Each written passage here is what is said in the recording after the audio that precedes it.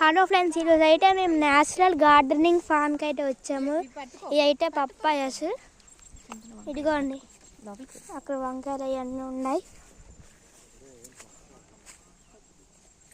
ఈ వంకాయ మొక్కలు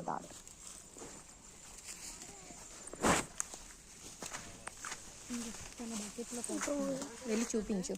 తెల్ల వంకాయలు ఇదిగో రౌండ్ ఈ గ్రీన్ వంకాయలు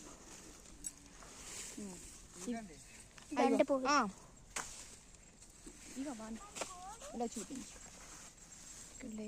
ముందు పట్టుకొని చూపించు. ఎన్ని వంకాయలు ఈ పలుపులు కలర్